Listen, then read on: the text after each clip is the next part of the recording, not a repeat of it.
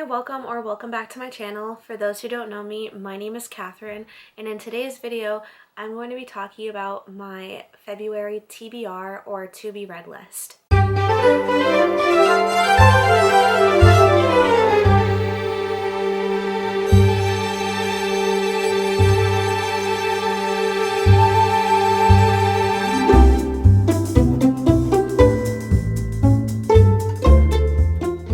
So a lot of these books on my February TBR or to be read list are going to be continuations on my January TBR or to be read list or my January reading wrap up. So I read a lot of books that are connected to these books in January is what I'm trying to say. But anyway, let's just get into this. So at the beginning of the year, I mentioned my 2025 reading goals, and one of them is to read more classics and the other being to read more nonfiction. So I have made it a priority to read one classic per month and one nonfiction per month. So let's just start out with those two first. So the classic that I have is The Lord of the Rings, The Fellowship of the Ring. It's the part 1 to the Lord of the Ring series, and it's by J.R.R. Tolkien. I think that's how you pronounce his last name. But essentially, I read The Hobbit in January, and I will be mentioning that in my January reading wrap up.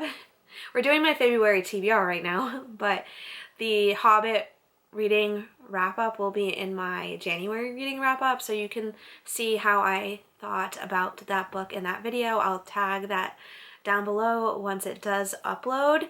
I do believe this video comes out before that, but once it does come up, I will link it down in the description.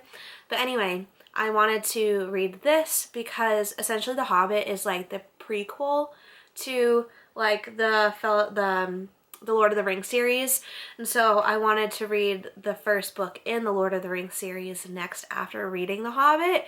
So The Hobbit is technically book 0 for some reason, because it's like the prequel, and this is technically book number 1. So I'm really looking forward to reading this and continuing on with like the whole Lord of the Rings atmosphere. It's like very magical, and I really loved being in that world, so I can't wait to continue along with this series.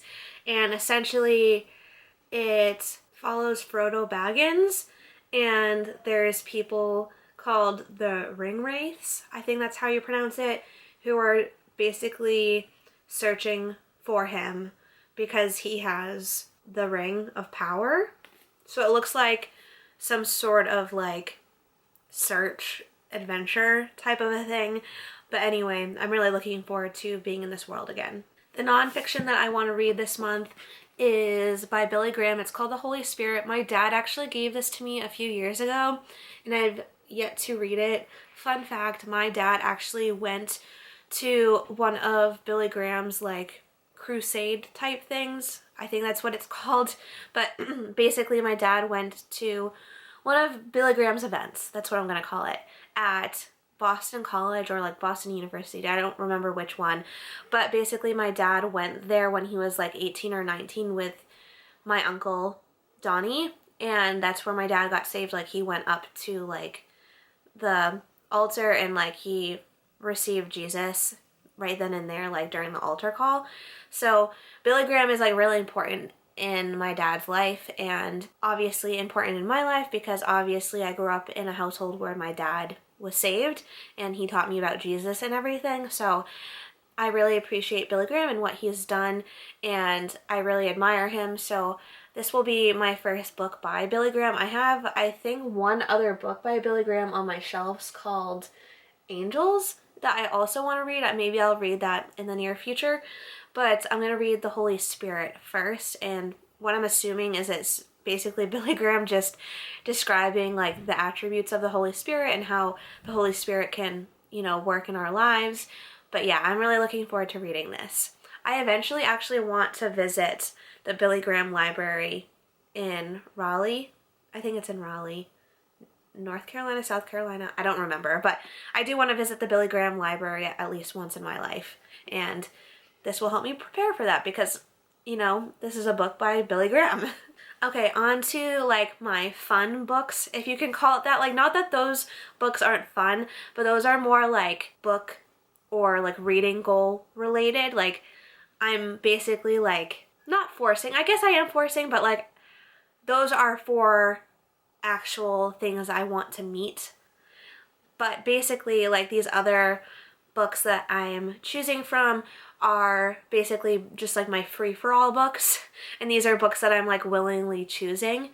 But basically all three of these books are going to be from like a continuation of like last month, and the first one being The Housemaid's Secret by Frieda McFadden. I did read The Housemaid, which is the first book in this series, last month in January, so I really want to continue on with this series and make sure that I am keeping up with this series because I really enjoyed the first one. And there is a movie coming out in December about the housemaid, so I'm really excited for that. Essentially, it's a thriller book, and this follows, I think, another girl who is also a housemaid, just like the first book is, but it's a different girl, and it's, as you can imagine, like, things start being creepy as she's the housemaid for this certain family. I'm not going to give too much away about like the last book that I read or about this book because I don't want to spoil anything, but just know that it's a thriller about a housemaid, okay? You can just imagine, okay? And then the next book is the second book in the Mark of the Lion series. This is called Echo in the Darkness by Francine Rivers. The first one was A Voice in the Wind by Francine Rivers, as well, as you can imagine. But I really enjoyed A Voice in the Wind. And the ending, I'm not even going to say anything about it, but the only thing I will say is that it totally shocked me, and it was like kind of like a bittersweet ending, like, but I'm not going to mention anything more than that, but it made me want to read the second book because essentially like all of the books in this series, or this trilogy I should say, because it's only 3 books, but basically each book follows like a different character that you meet in the first book. So this is about another character that you meet in A Voice in the Wind, and I'm really looking forward to hearing about his story. It's actually him right here on the front cover, so I'm really looking forward to reading this and continuing on with this series. Francine Rivers is like one of my favorite authors of all time, and she just has like beautiful writing, and she just is magical, okay? She writes Christian fiction. She's a Christian fiction author. Like, there's no other Christian fiction author that I've found that lives up to her writing style. Like, her writing style is just like on another level. I read another few of her books, but I'm like making my way through her backlist, and I can't wait to get to this one. Again, it's Echo in the Darkness by Francine Rivers. The next book I actually don't have a physical copy of. I actually am taking it out from the library because I'm the type of person where, like, if it's a series, like especially if it's a long series, I try to check it out of the library as best as I can. I mean, there's a few exceptions. I do have a few books that I have in completion that I actually haven't read yet, but like, don't judge me, okay? I'm trying my best to try to do series from the library, but there of course are some exceptions on my bookshelf. But basically, like, my justification is if like you get it from the library, like, it saves you money, and also like if you end up not liking the series, like it's good that you didn't buy the whole series, because like otherwise that's a waste of space and a waste of money. But basically, like I said, there's a few exceptions on my bookshelf because even though I haven't read like the series in full completion, I know I'm gonna like it. But with this particular series, I don't know if I'm gonna like the full thing, so this is why I'm getting the second book from the library. And I read the first book in January, and that was Outlander by Diana Gabaldon. I think that's how you pronounce her last name. But the second book in the Outlander series is called Dragonfly and Amber, or Amber. Dragonfly and Amber. I think that's how it's pronounced. And I'll put a picture, of course, up on the screen so that you can see what I'm talking about. But this is just like a continuation off of the first book in the Outlander series. It's about Jamie and Claire travels back in time from like the 1940s to the 1740s in Scotland, and she was a World War II nurse, and now she obviously lives in the 1740s. She gets married to Jamie, and it's just like about their life in the 1740s and beyond in Scotland, and that's really what intrigued me, because first of all, there's a TV series about it that I watched up through like I think around through 5 or 6, like seasons 5 or 6. Once I found out that it was a book series, I immediately stopped and picked up the series. So I definitely want to read the series first before continuing watching the series. But essentially, I am Scottish. For those who don't know, I'm like the majority Scottish and like British and stuff like that. So I wanted to first of all read it because of that, and then also the TV series.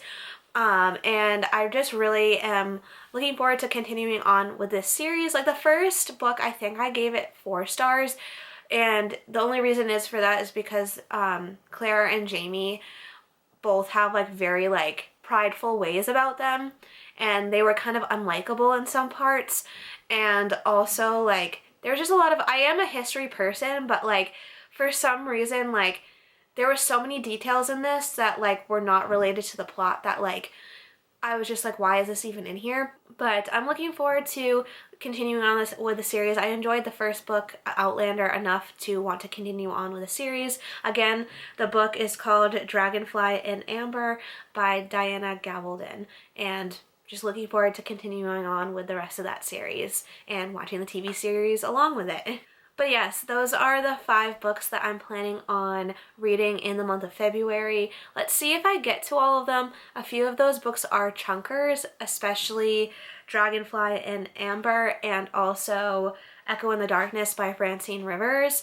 So we'll see. I might have to like interchangeably use like an audiobook for it, because what I've realized is like if I'm not feeling like in the mood for reading, or I'm getting into a book slump, or if I'm just in a crunch for time, like I feel like audiobooks are such a great way to help you get through a book.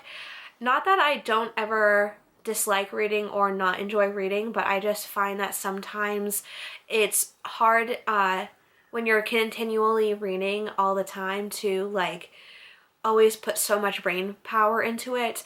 I feel like reading takes so much of your brain and like energy to like really concentrate, especially if it's a dense book with like a lot of things going on. So audiobooks definitely like help me out a lot, and maybe I'll do it this month because I do have a lot of dense books that I have to get to, and also they're long too, and also February is a shorter month. I believe there's only 28 days in the month of February, unless it's a leap year and then there's 29, but I don't believe this year is a leap year, so we only have 28 days in February. So I have a little bit less time to read in the month of February, so we'll see if we get to all these books, or if I get to all these books, I should say. But you'll see that in my February reading wrap-up, and wish me luck. Pray for me as I try to complete all of these books. On average, I read about 1 to 1.5 books per week. Sometimes I end up reading 2 books per week, just depending on like how much time I have. But I'm pretty confident that I will finish, but it'll be a little bit difficult just because I have less time during this month. But thank you so much for watching today's video. I enjoyed making it. I hope you enjoyed watching it. Do all the YouTube things that you know how to do. Like, comment, and subscribe, and I'll see you in my next video. Bye!